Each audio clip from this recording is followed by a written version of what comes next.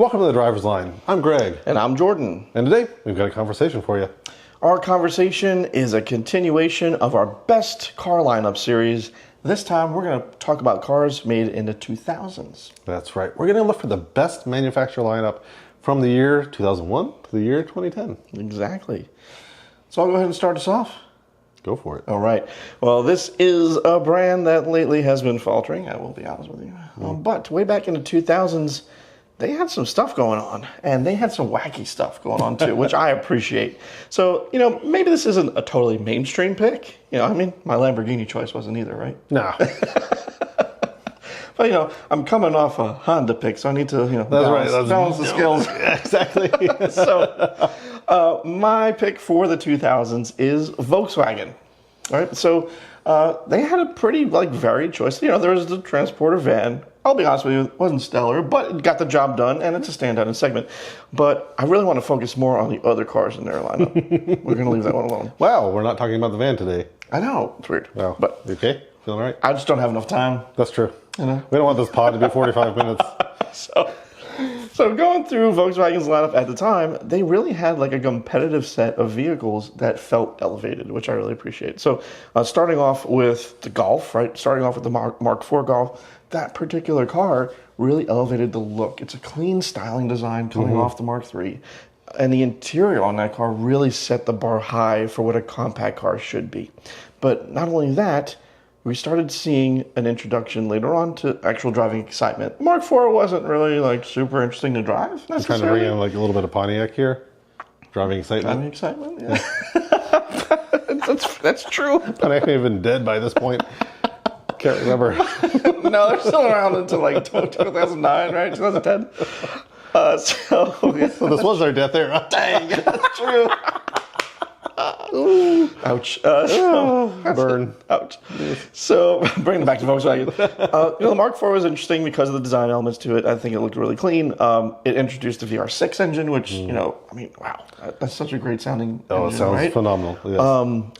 Again, maybe the driving excitement wasn't a thing, but in the Mark V that came out in the United States called the Rabbit, they really toned into what a GTI should be, what a Golf should be, and really focused on the driving piece of this. And they brought home a vehicle that was fun to drive in all instances, but didn't lose anything in terms of cargo capacity, comfort. Right. The interior materials were really well done.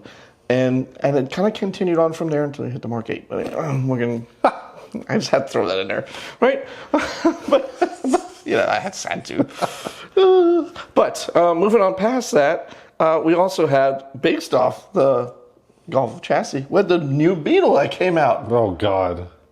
I thought we were talking about good stuff. The new Beetle was, while not maybe the most thrilling thing to drive, it's a design standout. Is that the purpose of this discussion? It's part of it. Design matters. How was best lineup? That car was not good. Was good. No, it wasn't. I will die on this hill. I had friends in college that had these, and they were not Beetle good. Turbo? Yeah. No. Yeah. Anyway, okay, it's not the best one. Well, I guess that's why Volkswagen still makes it today. Because it was so good. Nope. Nonetheless, the new Beetle was a design standout at the time. Lots of people liked it when it came out. The only thing they did well with the new Beetle was their ad campaign. That was really cool. Yes, that bridge, I still remember that ad. I can see it in my mind's eye right now. That Beetle just pulling up right into the space of that arch. But that arch made it strong and had great safety ratings. Anyway, moving on. Moving on past that up to the Passat. The Passat originally from this era developed on an Audi platform, longitudinal engine, all-wheel drive introduced to the Passat. There's a lot of high-end. Was this the one that got the W8? Yes. Whoa. Yes. This actually was pretty cool. It was cool. Super unreliable, but very cool.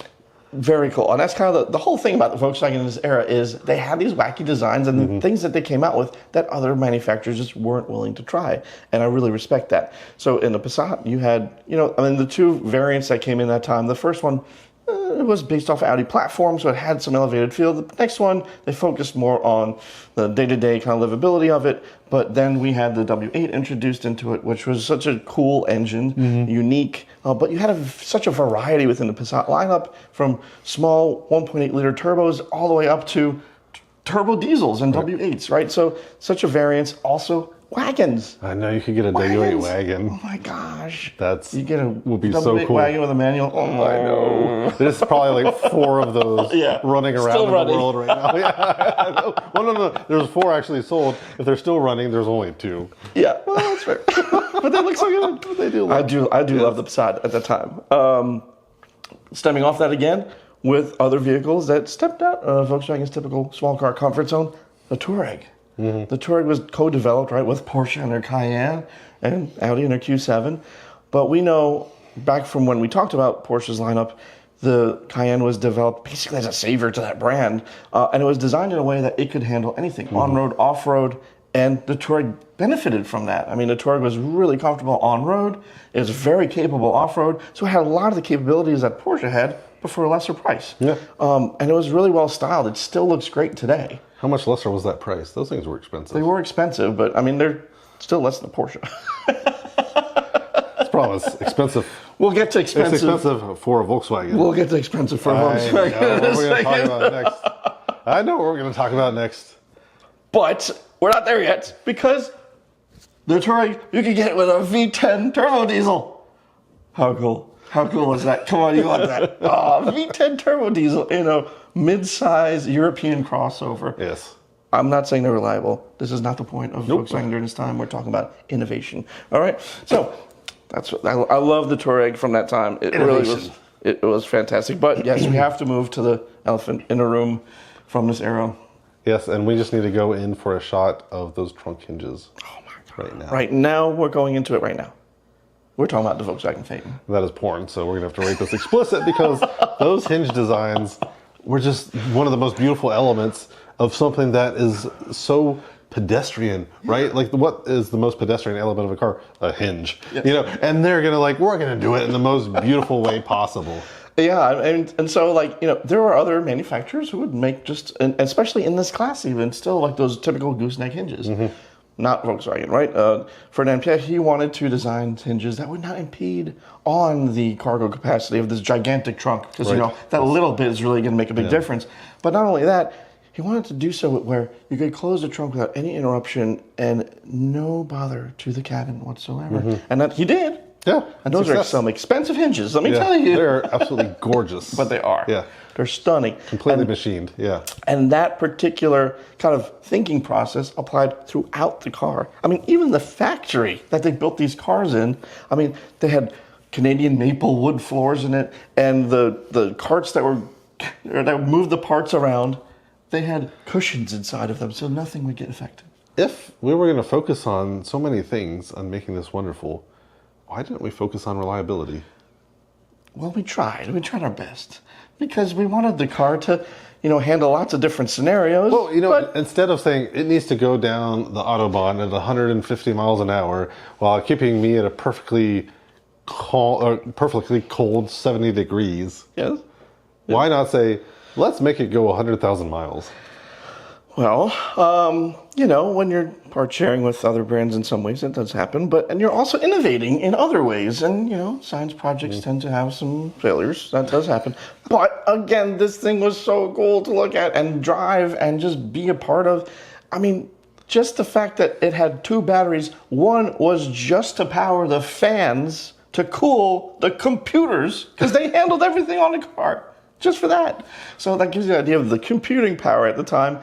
Maybe it wasn't enough.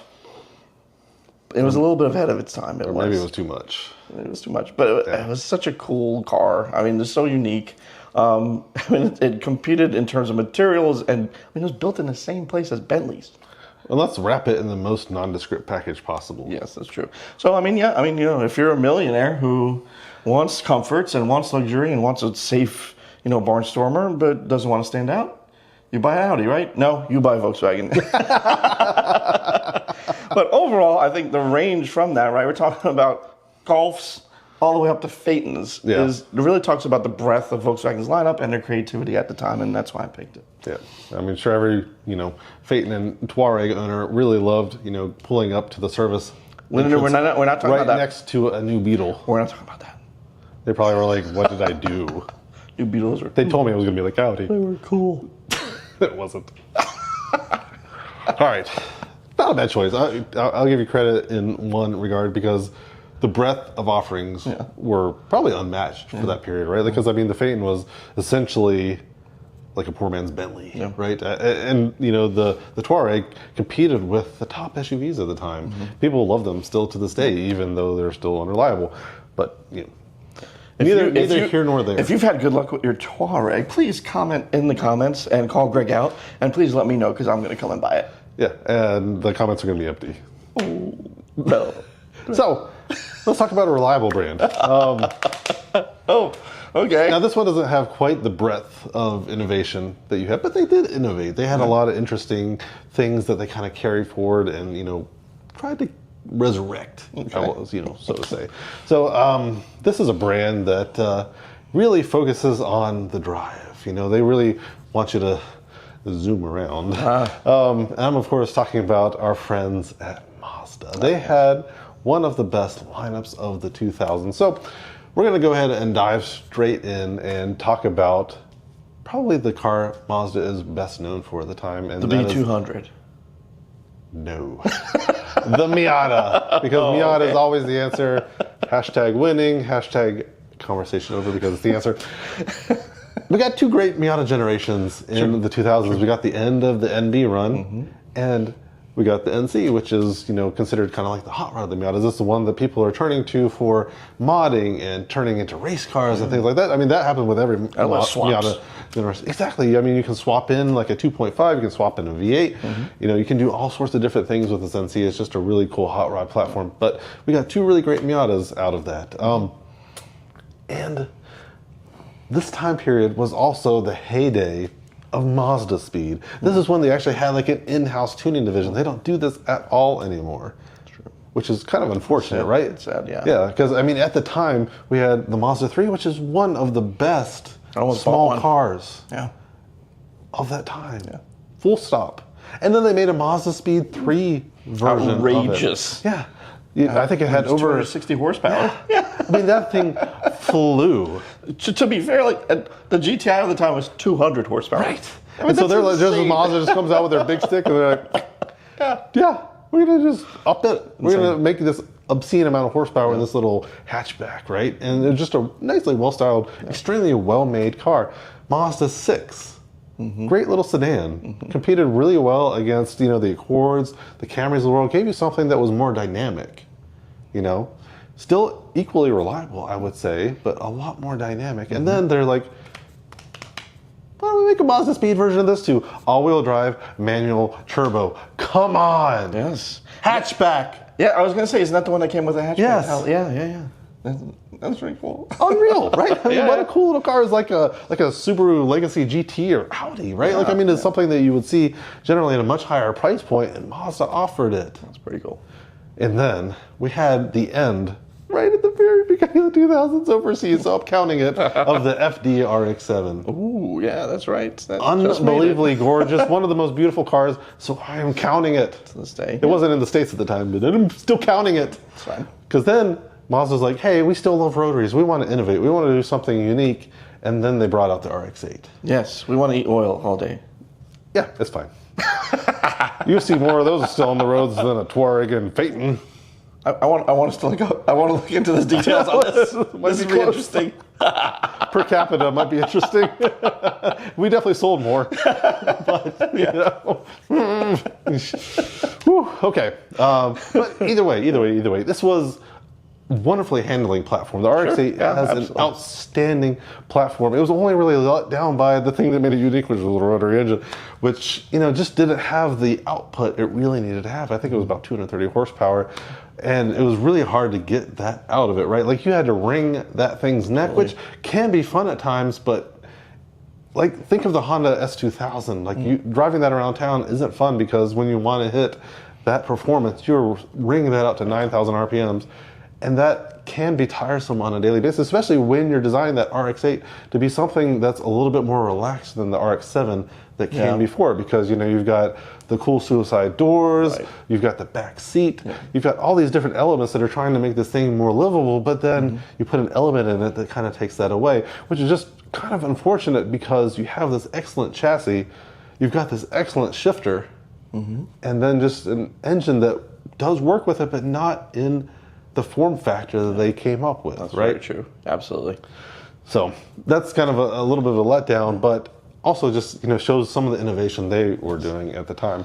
And then Mazda, is also really well known now for their SUVs. They started, they used to be just a car company, right? And then they borrowed the Tribute from Ford, which was an Escape, which was, not great. But we're not talking about that. We are talking about the Mazda designed SUVs. We don't want to talk about that. We're talking about, they came out with the CX-7 during this time period. I will say, the CX-7 was really cool. That was a standout in design. Yeah, it really was. It was a unique design. Yeah. It was kind of one of those that was really the forebear of like the sporty SUV, because it had the turbocharged 4-cylinder in it. It was actually scooted really well. Yeah. The only thing on that thing was the letdown was a little bit the interior, a little plastic fantastic, but again, that was the sign of the time. Yeah. But then Mazda really dipped their toe into the luxury segment with the first CX-9. Owned one of those. I got other people to buy them as well. My brother-in-law and sister have one still to this day. And sorry to one of my nieces, it's going to be your first car. But could be worse. Could be a lot worse, frankly. Extremely smooth, well-built, well-designed, three-row SUV. Had a really strong V6 in it, good power, just nice, clean design. I mean, Mazda was absolutely crushing it in this space, and it's really a shame that not enough people really looked to that brand at the time, and even today, for that matter, as an alternative to Honda and Toyota, which are obviously the 600-pound gorillas in the segment. For sure. I mean, and they're just as reliable as them, but they have a unique style to them. I have to say, that's a great pick. I think Mazda from this era really is just a standout in engineering, and that's what they do so well. The styling, I think, was really good too, but it's the soul behind the car that I really appreciate, and I think Mazda does bring that to every vehicle they make. Yes, absolutely. That is one of the core focuses that Mazda does have, is they want every car to feel special. And it doesn't matter which one you get in unless they borrow it from Ford. It feels special. So let us know what you think would be a great car lineup from the 2000s. We'd love to hear it in the comments. Yeah, absolutely. So thank you so much for watching. We'll see you next time. Thanks for joining us on The Driver's Line. If you enjoyed this content, please like and subscribe to make sure you don't miss a thing.